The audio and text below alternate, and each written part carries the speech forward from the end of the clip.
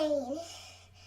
Okay, everybody, welcome to part 2 of our favorite foods in South Korea series. This video actually went really long, and so we're breaking it up into 3 parts.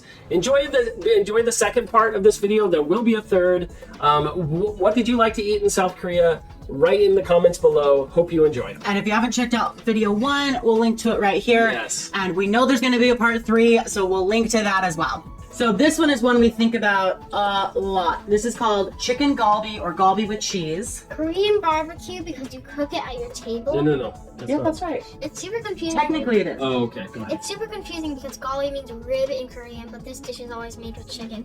And eclair, so it was like the vegetables and the chicken, and then a ring of cheese around it. And this little girl would just get some of the meat and then just spider web it in cheese. Yeah. Do you remember that? It was so good. So you would have like a little piece of chicken and then you would just like make a ball out of it and Yes. cover it with cheese. Yeah, and we all would like take 3 bites, and she was still wrapping hers in cheese. Yeah, and this was a dish we really enjoyed when we first got there, and And they're it's super spicy. super spicy, But flaming so hot. Yeah. No, we didn't like it when we first got It was there. too hot, right? Yeah, It was too spicy. hot. And we tried to get it again, but we'd ask it to not be hot, and they were like, no, we can't make it not hot. Well, I think they told us it wasn't hot. Oh, maybe they did. They Like, said it wasn't hot. Yeah. they said it wasn't hot. It was still really hot. And then the more we ate it, because we craved it, Yeah. we're like, this isn't as hot as it used to be. But I think we were all just getting used to eating hot stuff. And you need it with the cheese because it's so hot and the cheese Yeah. kind of like, Because the cheese- it's like drinking milk after you eat something What's hot. that? Cream and chili. Yeah, for Oh, sure. but it's so good. And what I loved about food like this is it's very communal. Like you have one big cast iron dish with the cheese ring around the side, and everyone just shares. You grab your chopsticks, you grab, you dip, Yeah. you eat. Loved it. Yeah, food is just a very intricate part of like the Korean culture. Like they love to eat, they love to gather and eat. A mukbang is really popular in Korea where if you can't get together with people, but you eat on camera and then other people can experience it with you. Like that's just very much part of the culture. So this is what I remember specifically. I remember, so we went to go eat at Triple Street, which was the next to the international campus. It's the shopping center. You could walk there from our. Yeah. Yeah.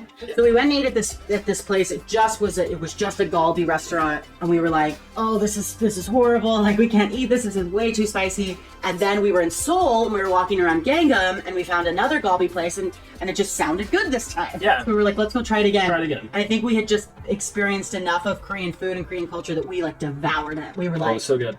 Well, and then when you're done eating all the chicken and the vegetables, there's like the leftover hot spicy sauce on the bottom. They come and they dump rice in it, and then they mix that all up, and then you have spicy galbi rice, and then you eat that, and along with all the little kimchi sides and everything. One of my favorite foods. so good. And there's so many, right? Because we just talked about like the jeonjamang. Which is also our favorite. Okay, they're all our favorite foods. I'm like salivating I right know. now. So what's hopefully we have enough pictures and stuff to kind of show what we're talking about. What's really sad is that we could be in Korea right now, but with all of the closures and with COVID, we were supposed to go last year again. So like Korea is kind of our summer destination since the first year we went, and we haven't been able to go back. So Seriously, it's especially sad. we miss you, South Korea. We miss you so much. And we'll move on to our next one, Oh. which is yet another one of our favorite. It's bulgogi. Yeah, so This little you've dude loves probably bulgogi. heard, even if you haven't heard or been to Korea or haven't had much to do with Korean food, like you've almost heard, guaranteed you've heard of bulgogi. What's bulgogi? Bulgogi is like some really yummy beef that's like cut into tiny pieces of beef, and it tastes super good. And they use this. That is actually a perfect definition. It's such a simple meal, and it is so unbelievably good. Yeah, just marinated beef with vegetables and rice. And they have this super special spice that they put on it, and it makes it taste so good. It's so good with rice, and it tastes good with in salads and with eggs. It tastes good with everything. Yeah. So you can actually get bulgogi seasoning at your grocery store. Yeah. Yeah, they've got plenty of it here. Yeah, and it's pretty simple. The best way we had it served was at the Coex Mall, and this is the way we would make it back in our apartment too. Is you have a bowl of rice, and then you put the cooked bulgogi with its sauce on top of it, a little bit of scrambled egg with some scallions, and that is heaven in a bowl right there. Yeah, it's so good. You can buy the marinade. So there's a spice, and then there's also a marinade you make with the spice, and you just get that. You know, you could buy that at Costco. You could buy the meat at Costco. We would buy the meat at Costco prepared, and then just make the rice at home and pour it on top. And once again, one of our favorite dishes at the Korean BBQ of Utah, we would order bulgogi nonstop there. So good. Yeah. We would get go get bowling ball. Why? Where are you gonna go? Now, this is kind of a sad omission, but we had never had Korean barbecue before we went to Korea, which is kind of sad. We didn't do a very good due diligence in like researching before we went to Korea. Well, and I'd heard a lot about it. Like I've got like some friends who love Korean food. A lot of the jobs I've had, they always talk about Korean barbecue, and they post pictures of it. And it would show like kimchi and rice, little pieces of meat, and I was like, yeah, that doesn't look like barbecue to me. Right, and you know, barbecue you think is like prepared and it's finished and it's ribs, it's brisket, yeah, it's pulled pork. It's set before you. So Korean barbecue is raw meats. And it's brought to you, and you prepare it. Yes, so there's like a smoke sucker at the top of the table, like a kind of like a light, and then there's like an oven right here, and then like a grill. Yeah. I remember the first time we went to a place like that, and we didn't know what to do, and then one of the managers came over and helped us out. Yeah. Oh, so that's what it is. Yeah, she kind of like got really upset, and she like started frantic. Apparently, we were burning it. We didn't know. We were trying to watch the tables next to us. So here's the thing with so I think the way like the better the food in Korea, the more complicated the preparation is. Yeah. Like it's just not handed to you and you eat it. There's like there's multi-step processes to most of the food in Korea. Korean barbecue is no exception. So I will say honestly, okay, the first time we had it was on Jeju Island. We Yeah. went to this highly recommended place, and so we were just going off of what everybody else was doing. So we're watching all the tables around us doing what they did, flipped it when they did, or like we really were like really out of our element, didn't know what to do. So you cook the meat, you cut it up with scissors, you let it kind of simmer, then you put it on your plate and you wrap it up in these leaves, and you add kimchi, you add spices, you add like some onions and some peppers and stuff. Now one thing they have are peppers that they're about this big, and they look like really small bell peppers. I mean, they look like serrano peppers or ghost peppers. I mean, they look hot, but the table next to us was just eating them like they were candy. It was just like chomping away, no big deal. So Gabe and I tried to take a bite, and it wasn't that bad. We just took a little bite off the top, and it was no big deal.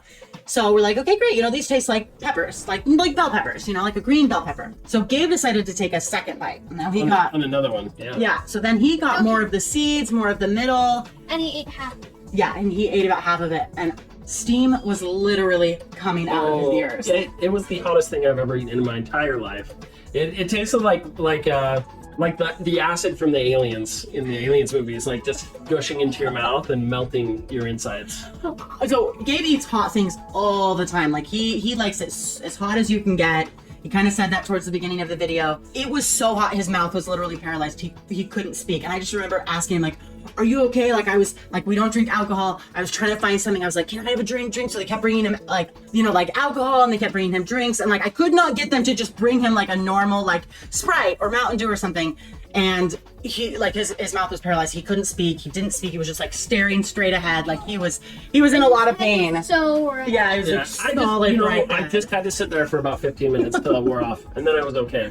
But it was pretty hardcore. Yeah, and I remember we finished eating, and he was like able to talk, and it had kind of passed. If you've eaten something spicy, like it goes away. But we got to like just down the road was like a little 7-Eleven, and he like still after like 20 minutes he like guzzled the whole thing. So that was our first experience with very authentic Korean barbecue. Yeah. It was outside, so it wasn't inside. The little barbecuers, had metal, and they were actually charcoal, so they would bring the fiery charcoals, put it in there, and it was really expensive pork. This was the black pork. This is the black pork on Jeju Island, which is like the caviar of pigs, right? It's like there's a pink pig, right? Yeah. Okay, no, the one that we're in. Like, Yeah, and then you actually, can see their hairs. On yeah, they leave some of the hair on the meat, so you knew that it was this special kind of pork, and it was kind of expensive, and we blotched it. Like we got done with that, and we're like, I think we did that wrong. It wasn't better than bacon, but it definitely made a bigger difference than normal.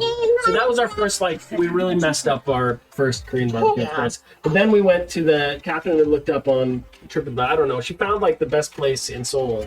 For Seoul, right? Yeah. Yeah, and that's where... No, it was in Incheon. In Incheon. Yeah.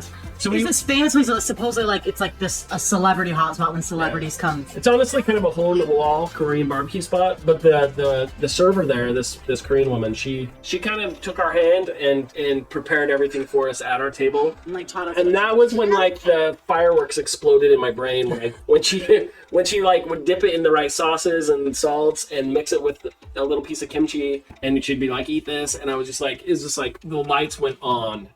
to like how good Korean barbecue could really be. Oh, like we left Korea with scissors because you have to have scissors for your Korean barbecue. Like everything you need for Korean barbecue: tongs, scissors. Like we've never made it at home. I mean, you can't really eat it at home. So that was the magic of Korean barbecue. I don't remember the name of the place, but I think we could probably put a link down below. We don't know the place because it was always in Korea. Well, if you're in South Korea or from there, where's the put a link below. When we go back, we'd love to find the best Korean barbecue joints. So really, the only place we've had Korean barbecue is in Korea, and then now we've had it in Utah at this place called KOU, which massive shout out. It does really bother me that they don't serve it with any like greens. Because the greens like really made it. The leaves and the yeah, I don't know what they were. Really made it amazing. So it's slightly Korean barbecue of Utah is slightly Americanized. It's still pretty authentic, and you can get the black bean noodles there. They're not the same, but it's good. It's really good. And the Korean fried chicken they have there is not the same. It's still good, but for just the barbecue portion.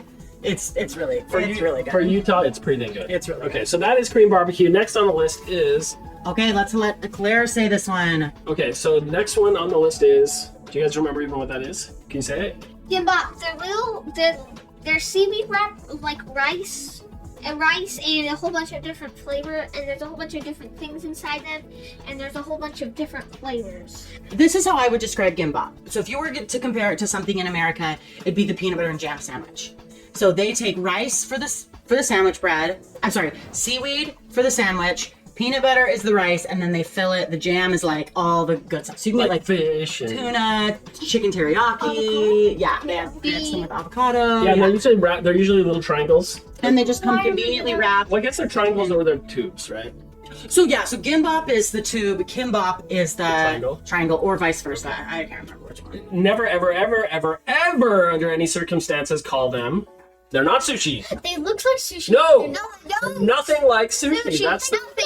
It's rice and food stuff. And seaweed. It's like sushi. Oh. It's very, very offensive to Koreans to call it sushi. It's not sushi. You can find them in every convenience store. When we were on the subway going on long trips, we would eat them constantly because they taste amazing. Oh, they taste so good. So anytime you wanted a snack, we'd just pop into a convenience store and grab them. So like every single like 7-Eleven type store has. I remember now they're kind of like, do you know like the ham and cheese sandwiches that are just in those freezers? Yep. Yeah. They're like, it's like that in Utah, but they're replaced by like those. Yeah. Some of them even are ham. And the difference is the sandwiches in the refrigerator sections at gas stations in America don't taste good. Yeah. While Gimbap and Kimbap taste amazing. Yeah. I actually before I would teach classes in the mornings in South Korea, I would get a couple of those. And so when you get the tube ones that Gabe was talking about, they are pre-sliced, and then they end up being these circular little rounds that are covered in seaweed. So while they may look like sushi, they just definitely are. But that's the comparison. So Thanks for watching. I hope you liked part 1 and part 2, and we'll have a part 3. Thanks for watching.